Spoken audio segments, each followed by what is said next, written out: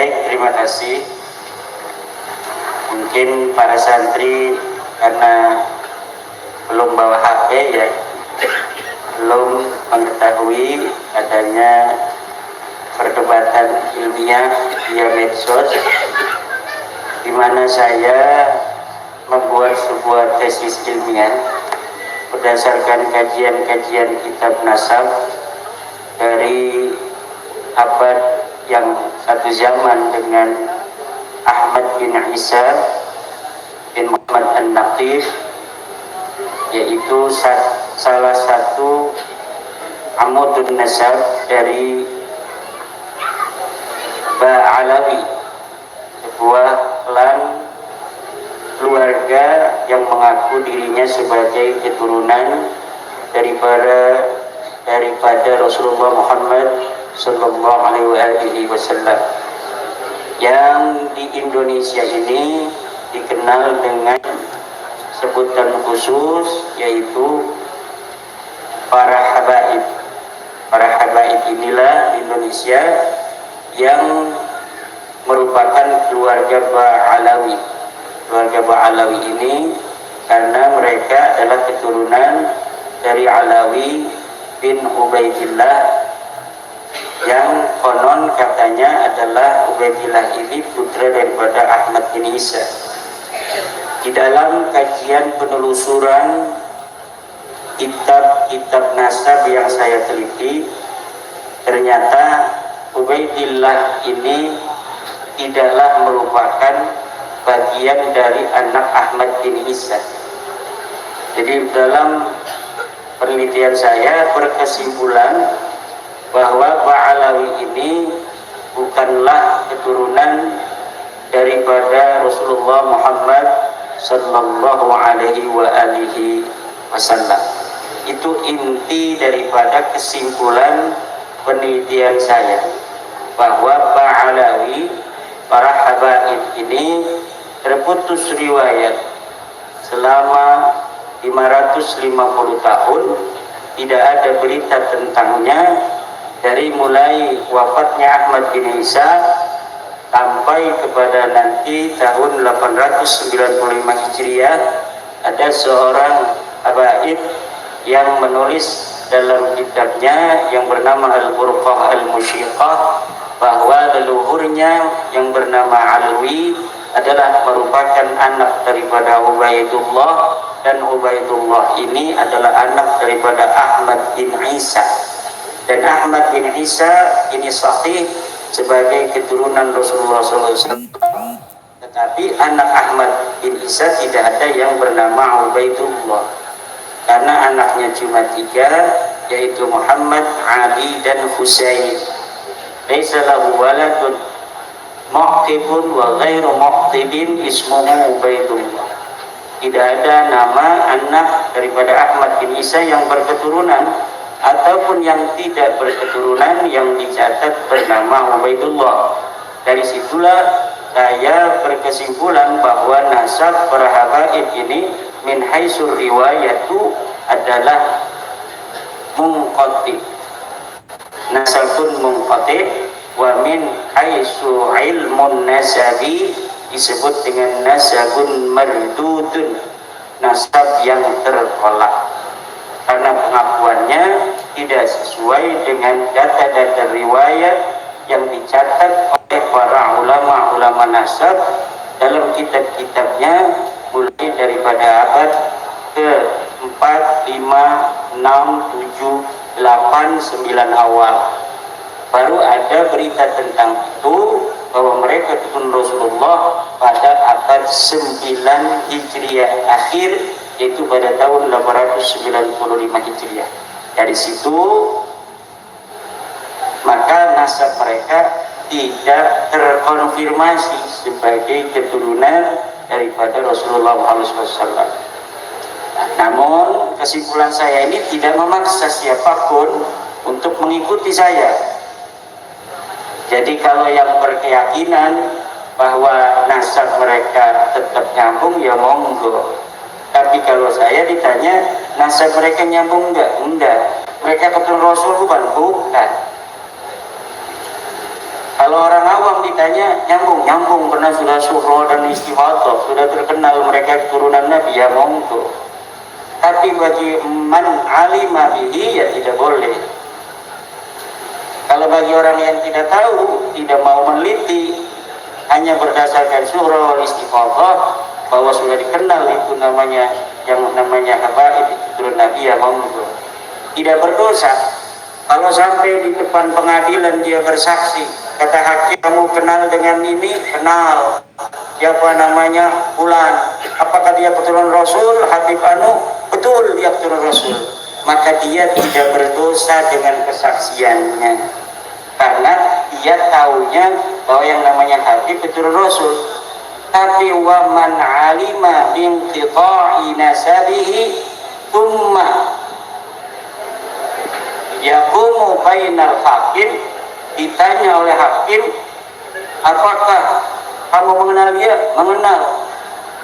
Apakah dia turunan Nabi? Bukan. Kalau jawabnya iya, padahal dia tahu di dalam kitab-kitab itu putus, maka kesaksiannya dianggap palsu. Tidak bisa lagi dia itu menggunakan suhro dan istifadah. Ini yang dipertanyakan oleh banyak penyangga saya. Katanya suhro dan istifadah itu sudah disepakati para ulama fikih bahwa dalam menetapkan nasab 4 mazhab sepakat hanya dengan teori suhro dan istifadah. Teori suhro istifadah itu bukan dalam masalah ilmu nasab asalnya. Kalau ilmu nasab hanya nyangkok dari ilmu fikih. Suhro istifadah adanya dalam babus syahadah, di dalam ilmu fikih, yaitu bab kesaksian. Kesaksian itu pertama harus menyaksikan. Orang yang jadi syahid itu syaratnya harus menyaksikan. Kamu jadi saksi pembunuhan, ya harus orang yang menyaksikan pembunuhan. Tidak bisa karena suhro dan istifadah orang membunuh, kita dipanggil oleh hakim, apakah kamu tahu bahwa si fulan membunuh si fulan yang lain? Tahu. Kamu bersaksi dari mana? Suhro wal istifadah, karena orang-orang ngomong begitu semua. Tidak bisa. Tapi ada dalam masalah fikih beberapa hal yang boleh digunakan suhro dan istifadah untuk kesaksian. Di antaranya nikah, nasab. Nah itu boleh menggunakan suhro wal istifadah. Wiladah, misalnya Ibu Maryam melahirkan si fulan, yang tahu melahirkannya dukun bidan. Dukun bidan ini dia jadi saksi bisyahadah dengan bil'ain, melihat sendiri lahirnya anak. Itu namanya kesaksian dengan melihat langsung. Tapi orang kampung mendengar di luar, wih, Ibu Maryam sudah melahirkan, langsung anaknya apa? Laki-laki. Akhirnya ada ditanya oleh hakim dalam kesaksian, kamu tahu bahwa Ibu Maryam melahirkan? Tahu. Berdasar apa? Mendengar dari masyarakat. Itu dibolehkan hanya dalam bab wiladah. Kenapa? Karena ma'dzur, gak boleh orang yang bukan muhrimnya masuk lagi orang lagi melahirkan. Selanjutnya pernikahan itu boleh dengan menggunakan suhro wal istifadah. Selanjutnya adalah nasab. Si anak si fulan sudah terkenal bahwa dia adalah anak kandungnya si Jaid. Walaupun kita tidak melihat akta kelahirannya, tidak mengetahui surat rumah sakitnya bahwa si fulan anaknya si Jaid, kita boleh bersyahadah bahwa si fulan anaknya si Jaid hanya berdasarkan mendengar tasamu dari orang lain. Tapi bagi yang tahu bahwa dia anak angkat, kalau dia bersaksi demikian, maka dia dianggap saksi palsu, bisa dipenjara. Dia tahu bahwa itu anak angkatnya. Karena banyak orang yang tidak tahu bahwa anak angkat seseorang, si Fulan itu anak angkat seseorang, karena dia datang ke satu komplek bawa anak, diaku anak ini adalah anaknya dia. Akhirnya surah dan istifadah di komplek itu bahwa anak ini adalah anaknya dia. Padahal anak yang dibawa oleh dia pindah ke komplek itu adalah anak angkat. Maka boleh bagi orang sekomplek itu apabila disumpah atas nama Allah, dia bersaksi bahwa si fulan ini anak daripada si fulan yang lain itu, karena pengakuan daripada ayahnya bahwa anak ini adalah anak aslinya. Tapi waman lahu bayyinatun sharihatun, orang yang tahu bahwa itu anak angkatnya, kalau dia disumpah atas nama Allah kemudian dia mengatakan itu anaknya si fulan itu, padahal dia tahu itu adalah anak angkatnya, maka dia termasuk syahadatus zur, saksi palsu, minal kabairis salas, termasuk dosa besar yang 3. Dosa besar bagi orang yang tahu kalau ditanya mengatakan selain dari apa yang dia ketahui. Itu surah dari istiqamah. Nah, akhirnya zaman sekarang banyak ahli nasab yang mutasahil fi isbatin nasab. Orang-orang yang mudah menetapkan nasab dengan teori surah dan istifadah, maka banyak di dunia ini akan terjadi pengakuan-pengakuan nasab kepada Rasulullah min ghairi bayyinatin sharihatin, innama huwa bi adna qarinatin. Banyak hanya dengan adna qarinah. Maka saya berani untuk berdebat dengan ahli nasab. Dia mencangkok ilmu fikih, tapi ahli fikih tidak boleh masuk ke dalamnya. Kemudian menetapkan nasab hanya berdasarkan surah dan istifadah, dan menjadikan surah dan istifadah paling kuat-kuatnya penetapan. Tidak bisa. Kebenaran itu mempunyai standar yang masuk akal dan logika. Kalau misalnya kebenaran itu tidak mempunyai standar, orang akan bikin metodologi sendiri yang melawan logika kebenaran. Coba lihat ahli fikih, kaidah-kaidahnya tidak ada yang bertentangan dengan logika. Tidak akan ada. Kenapa? Matang perdebatannya. Sudah lolos perdebatan sejak zaman Imam Syafi'i, Imam Abu Hanifah, murid-murid Abu Hanifah dengan Imam Syafi'i, kemudian murid Imam Syafi'i dengan cucu murid Imam Abu Hanifah dengan Imam Ahmad bin Hambal, sehingga kita fikih yang kita baca sekarang semuanya logis dalam mencari kebenaran. Masalah berbeda pendapat itu hanya dalam kesimpulan berdasarkan tasajjul manat wa tahqiqul manat. Tetapi sekarang ini, makanya saya surati itu Syekh Mahdi Ar-Rajai, bahkan saya berani untuk dialog dengan Syekh Mahdi Ar-Rajai.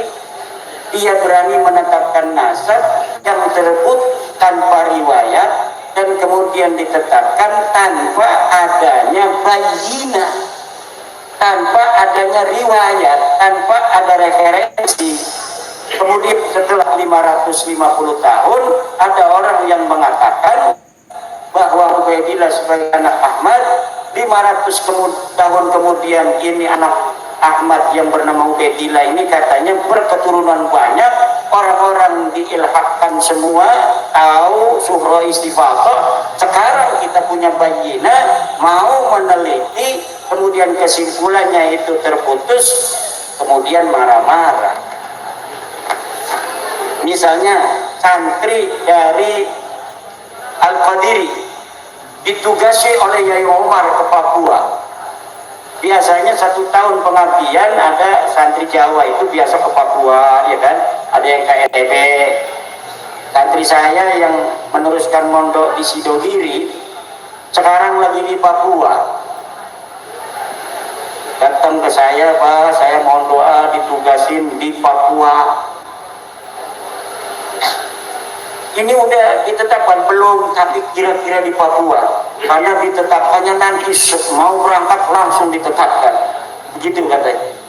Nah pas di Papua dia nggak mau pulang lagi, ada wanita cantik di sana, kemudian dia mengaku dia sebagai sayyid dari Jember, padahal dia bukan sayyid, bukan turunan Rasul, ngaku di sana sayyid, namanya Sudarman misalnya, Sayyid Sudarman.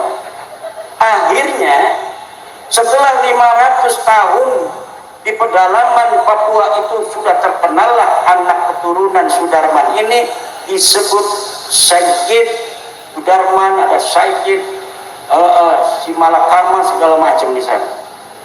Tiba-tiba ada orang Jember datang ke Papua. Kemudian disebut di situ ada kampung Sayyid, semuanya satu kampung Sayyid semua. Asluhu dari Jember katanya.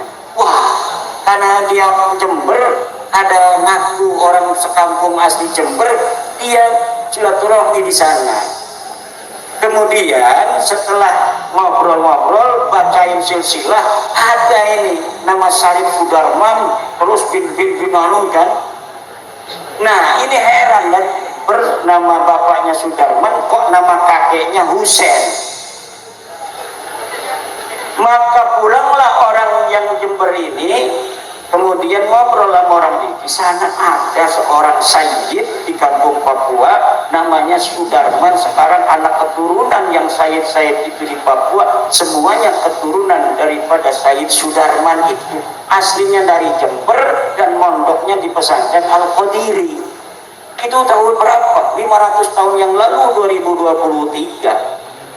Nah karena di pondok ini ada data di arsip, maka dilihat 500 tahun yang lalu datanya masih ada ceritanya. Dibuka tahun 2023, betul ada santri Sidogiri, santri Al-Qadiri ditugaskan ke Papua, namanya Sudarman, bapaknya Kidang, Sudarman bin Kidang. Pas di sana kok namanya Sudarman bin Syarif Husain bisa. Nah ini orang berarti sudah punya bayinah di sana berdasarkan surah wal istifadah. Kalau misalnya di pertentangan kira-kira menang yang mana, yang hakikat benar, apakah yang berdasarkan data dari pesantren Qadiri, fotonya juga ada, alamatnya lengkap, tanggal lahirnya lengkap, asal kampungnya lengkap, sedangkan di sana hanya berdasarkan surah wal istifadah bahwa Sudarman ini punya ayah Husain. Di sini sudah jelas ditulis, manuskripnya 500 tahun masih ada, nama ayahnya namanya Kidang. Kira-kira yang mana yang benar? Yang Kidang, bukan yang Husain. Inilah yang terjadi. Kira-kira demikian. Nah mengenai jawaban dari antitesis Madura saya belum dengar ya, belum. Jadi belum dengar apa namanya. Ada juga Lora Ismail itu. Nah kalau Lora Ismail itu standar sama tentang surah dan ifat intinya. Jadi surah ifat itu husnudzon. Nah husnudzon itu biasanya kepada sesuatu yang kita husnudzoni saja. Ada kiai-kiai marah-marah, kamu ini semua kita husnudzon, itu untuk kebaikan kita. Tapi bentuknya mah marah-marah. Marah-marah itu jelek apa baik? Marah-marah itu jelek. Tapi karena yang marah kiai kita husnudzon. Tak boleh saja husnudzon, tetapi itu namanya serendah-rendahnya dalil. Di dalam bab syahadah pun dilakukan atau dibolehkan ketika tidak ada bayinah. Apabila ada bayinah, apalagi bayinah ini bertentangan, maka quddimatil bayyinatu 'ala syuhrati wal istiqamah. Wallahu wal muwaffiq ila aqwamit thoriq. Wassalamualaikum warahmatullahi wabarakatuh. Waalaikumsalam.